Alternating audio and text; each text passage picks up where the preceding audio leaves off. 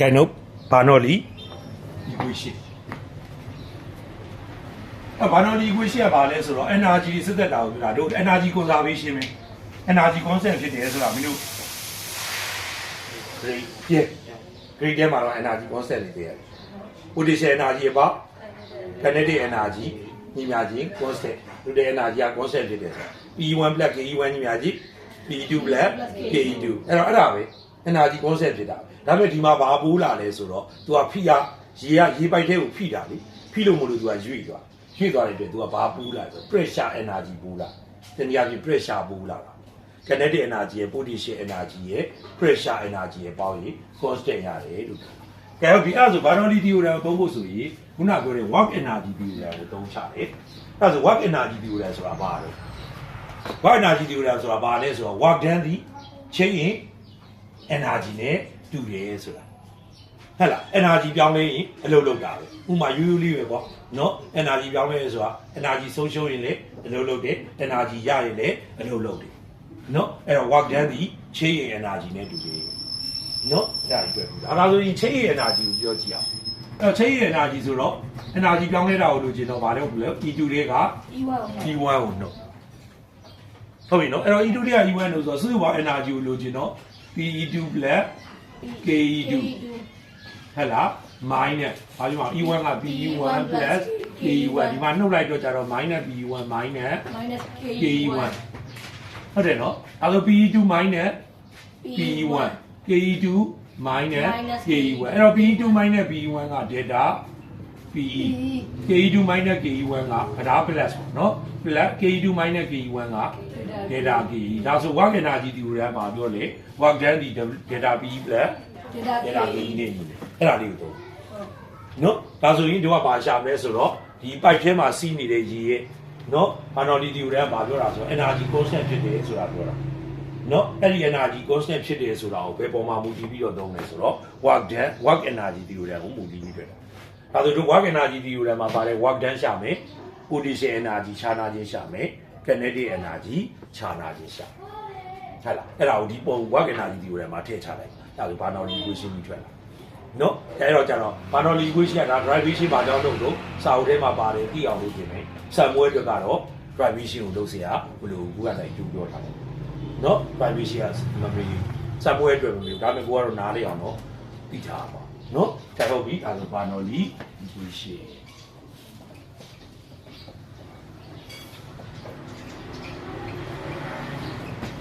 derivation ကိုတော့မမေးဘူးဒါပေမဲ့ equation ကတော့ဟိုစားကြီးတွေ့ရနော်ဟိုစားကြီးအများကြီးရှိနော်ဒါဟုတ်ပြီဒါဆိုရင် file လေးတစ်ခုရှိမယ် file ထဲမှာစီးနေတာ incompressible fluid နော် steady flow နဲ့စီးနေတယ်ပုံမှန်ဖြည်းဖြည်းနဲ့မှန်မှန်စီးနေတယ်ပေါ့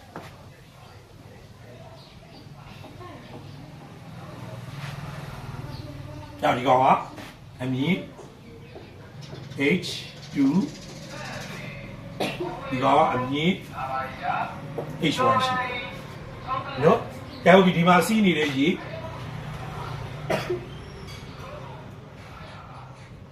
ESV က V1 အဲဆိုဒီနားလေးမှာစီးနေတဲ့ရေရှိမယ်ဒါကြတော့ပိုက်ကလေးကသေးသွားတယ်ရှေ့မျောမျောလေးဖြစ်သွားပြီเนาะဒီမှာစီးနေတဲ့ရေ ESV က V2 ရှိတယ်ကဲတော့ဆိုရေကဒီလိုလေးရှိတယ်ဟဲ့လားရေလိုလေးရှိနေမှာဆိုပိုက်တွေကရေကဒီရှေ့ကိုတွန်းတယ်ဒီမှာရှိတဲ့ရေကဘယ်နောက်မှာရှိတဲ့ရေကိုတွန်းတယ်เนาะအဲ့တော့ရေကကြတော့ရေဘူးလေးနဲ့ပြ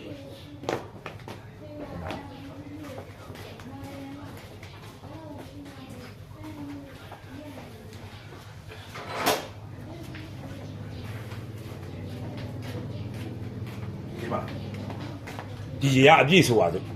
เนาะအပြည့်ဆိုရင်ဒီရှေ့ရရေเนาะဒီရေကရှေ့ကိုတွန်းတယ်ဒီမှာရှိတဲ့ရေကသူကဖြစ်စရာရှေ့မှာရှိတယ်မရှိပါဘူးဘယ်ဝဲဖြစ်နောက်ကိုပဲပြေးအောင်အဲ့တော့ဒီရှေ့ကဒါဆိုရေကရွေ့တာဘယ်ကိုရွေ့လို့ရှေ့ကိုရွေ့တယ်ဒီဘက်ကရေကဘယ်ကိုတက်ရောက်လို့ရှေ့ကိုတက်ရောက်တယ်ဒီဘက်ကရေကနောက်ကိုတက်ရောက်အဲ့တော့ဆိုရင်ဒီရေကတော့တက်ရောက်တဲ့အားနဲ့ရွေ့တာနဲ့အတူတူပဲဒါမှရှေ့ရရေကဒီမှာတက်ရောက်တဲ့အားက F ရွေ့တာလည်းဒီရှိဘူးဒီမှာတက်ရောက်တဲ့အားဘယ်ကိုတက်ရောက်နောက်ကိုတက်ရောက်ရွေ့တာဘယ်ကိုရှေ့ကိုအဲ့ဒါဆိုဒီကောင်ဒီ D4 ကိုဘာလို့ခေါ်လဲ negative ဆိုnegative ဒီမှာရှိဖြစ်ပေါ်တဲ့ work done ကို negative work လို့ခေါ်တာတယောက်ရဲ့အားနဲ့ရွေးတဲ့အရွေးတွေကစက်ကျင်ပဲဖြစ်နေရင်သူကဒီမှာပေါ်ဒီပုံသေးကြီးနဲ့တွေ့ရင်လည်း W ညီမချင်း FS cos တီရာလေအဲ့တော့ဒီမှာ cos 180ဟဲ့လားတီတာ180ဖြစ်သွားတော့ cos 180က minus 1ဆိုတော့ W ညီမချင်းပါရခဲ့တယ်ဒါက rate ထဲမှာတော့တင်ခဲ့ရတာ minus FS အဲ့လိုပြောရင်တော့တယောက်ရဲ့အားနဲ့ရွေးတဲ့အရွေးနဲ့စက်ကျင်ပဲဖြစ်နေရင်အဲ့ဒီ work ကိုဘာ work ကိုခေါ်တော့ negative work ကိုကဲဟုတ်ပြီဒါဆိုဒီမှာရွေးတဲ့အရွေးကတယောက်ရဲ့အားတယောက်လို့ရွေးတဲ့အရွေးက delta H ရှိမယ်ဒီမှာလည်းအားတယောက်လို့ရွေးတဲ့အရွေးကပါရှိမလို့ delta X ဒါက delta X1 ဆိုပြီးဒါကပါတော့ delta X2 အဲ့ဒါဒီမှာရော P က P1 ရှိမယ်ဒီမှာလည်း P က P2 ရှိရမလားလက်ကန်ဟုတ်ပြီဒါဆိုရင် work done work energy theory ဆိုတော့ work done ရှာမယ် potential energy ရှာနာခြင်းရှာမယ် kinetic energy ရှာနာခြင်းရှာမယ်နောက်ဒီထဲကို equation ကြီးထည့်လိုက်နော်ကဲတော့ပထမဆုံး work done ကိုရှာဒီမှာတယောက်တည်းအားမရှိဘူးလားဟုတ်လားတယောက်တည်းအားရှိတယ်ရွေးတယ်ဒါဆိုဒီမှာ work done ရှိမယ်အဲ့ဒါဆိုပြီး W ညီများကြီးဘယ်တည်းကဘယ်နှုံလို့ဘယ်တည်းကဘယ်နှုံမဟုတ် W1 နဲ့ဘာနဲ့ပေါင်းပါminus W2 နဲ့ပေါင်းပါဘာလို့ဒီ work ကတယောက်တည်းအားနဲ့ရွေးတဲ့အရွေးနဲ့ direction တူတယ်ဒါမှမဟုတ် positive work ဒီ work ကတယောက်တည်းအားနောက်ကိုတယောက်တည်းပြီးတော့ဘယ်လိုကြီးလို့ရှိနေတယ်ဒါကြောင့်မို့ negative work အဲ W1 နဲ့ minus W2 နဲ့ပေါင်းတော့ W ခိုင်းတက်ရေးလိုက်တော့မယ် W1 minus ကဲ W1 လို့ချင်းနေတယောက်တည်းအားက F ဟဲ့လား F into FS လေအဲ့တော့ရွေးတဲ့အရွေးက delta X1 တယောက်တည်းအားတော့အတူတူပဲ minus F into delta X2 ဟဲ့လားကဲဟုတ်ပြီ F ကိုရှာမယ် P ညီမကြီးရှာ P1 နဲ့ပြီးတာလေ sorry ဒါ F1 ဒါ F2 တယောက်တည်းအားပဲတူလိမ့်မယ်ဟုတ်တယ်မလားဒါ F1 ဒါပါတော့ F2 ကဲတော့ pressure နဲ့ဆက်ဆက်တာ P ညီမကြီးကပါတော့ F ပါကြီးဒါဆို F ညီမကြီး P A area မှာမတူပဲနဲ့ပို့စားတယ်ဟုတ်လား F1 ညီမကြီးလားဆိုရင် P1 A1 F2 ကခဲတာလေးရေးလိုက်မယ် F1 က P ဆိုတော့အသေး P1 A1 delta X1 minus F2 က P2 A2 delta X2 ကဲ area နဲ့ delta X နဲ့မြင်ရပြီဒီကောင်ကြီးရဲ့ volume ရအောင်လားအဲ့တော့ volume ရမယ်ဆို P1 A1 နဲ့ delta X1 နဲ့မြောက်တော့ V1 minus P2 A2 နဲ့ delta X2 နဲ့မြောက်တော့ဒါပေမဲ့ဒါကြီးဒီပါကြီးတော့ incompressible fluid ဒီမှာရှိတဲ့အရည်ရဲ့ volume နဲ့ဒီမှာရှိတဲ့အရည်ရဲ့ volume နဲ့မတူဘူးလားအဲ့ဒါဆို V1 V2 ကိုဘာလို့ထားလိုက်လဲဆို V လို့ထားလိုက်အဲ့ဒါဆိုရင် work done W သည် P1 minus P2 နဲ့P1 V minus P2 V ပုံမလုံးဒီတိုင်းပဲလားအဲ့တော့ P1 နဲ့ P2 နဲ့ခွဲပြီးရအောင်ကဲဒါဆို work done ကိုရမလားကဲနောက်တစ်ခုဘာလို့ရှာမလို့ delta PE ဒီကောင်ဒီဘယ်လောက်မြင်မှရှိတော့ H1 မြင်မှရှိတယ်ဒါကဘယ်လောက်မြင်မှရှိတော့ H2 အမြင်မှရှိတယ်ဒါဆို H1 မြင်မှရှိတဲ့အတွက် PU1 H2 မြင်မှရှိတယ် P2 သူကပုံမြင်တော့ H2 ကပုံမြင်ဒါဆို PE2 ကများမှာလား PE1 ကများမှာလားဒါဆို delta PE ကိုလူချင်းနေဒါတွေကဘယ်နှုံလို့ PE2 တွေက PE2 minus PE1 ကဲ PE ရှာမယ် mg H2 minus mg H1 ကဲ m mass ကဘာလဲဒီလိုခုနတိုင်းပဲ rho ပြောင်းလားပြောင်းပါဘူးဒီမှာရှိတဲ့ရေဒီမှာလည်းရေပဲ rho v volume ကလည်း incompressible fluid v ဟဲ့လား g H2 minus rho v g H1 ဒါပဲဒါတန်းလေးထားနောက် kinetic energy ဒီမှာ velocity ဘယ်လောက်နဲ့ရွေးနေလို့ v1 ဒါဆို kinetic energy ke1 ဒီမှာ velocity ဘယ်လောက်နဲ့ရွေးနေလို့ area နည်းလားများလား နေပါရဲ့ area ကနေရင် velocity v2 က area များတဲ့အတွက် velocity v1 ကဟဲ့လားအဲ့ဒါပဲ velocity ကများတော့ v2 ကများတဲ့အတွက် kinetic energy ဘယ်သူကများမလို့ K2 ပါ ဟေးအေးကြီးများကြီးဘာမှဒီ v square လေး velocity များရင် kinetic energy များမယ်လေအဲ့ဒါ velocity ဘယ်သူကများတော့ v2 ကများတဲ့အတွက် ke2 ကများမယ်ဟဲ့လားအဲ့ဒါဆို delta ke လို့ဖြစ်တယ် ဒီကဘယ်နှုန်းနော် ke2 minus ke1 ကဲ ke2 ရှာမယ်1 by 2f v2 square minus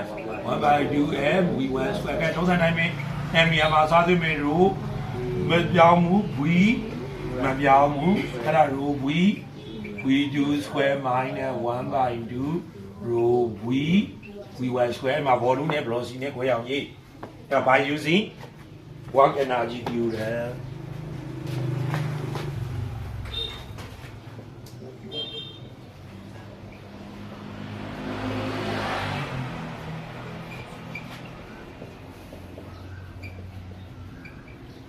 ဘယ်လိုညာချင်း data b plus data k ကဲ w b1 v ဟုတ်လား minus b2 v equal data b and rho v gh 2 minus rho v gh1 plus data k 1 by 2 rho data ke ရင်ရေးပဲပုံလေးထည့်ရတယ်နော် data ke plus data b ရပုံလေးနဲ့ကြောင်းနေကြတယ်နော် data ke က1 by 2 rho v v2 square minus 1 by 2 rho v v1 square plus rho v gh2 minus rho v gh1 ဟုတ်လားကဲအဲ့မှာဒါပါလေkinetic energy ရင်းနေမျက်စိလေးသွားတယ်ဒီမှာလေ1 by 2 mv square လေးကွာ kinetic energy နောက် kinetic energy အဲ့ဒါလေးချုပ်ပြီးပါ kinetic energy kinetic energy နဲ့ potential energy ပေါင်းရင်ပါပဲရ work done လည်း energy ပဲပေါ့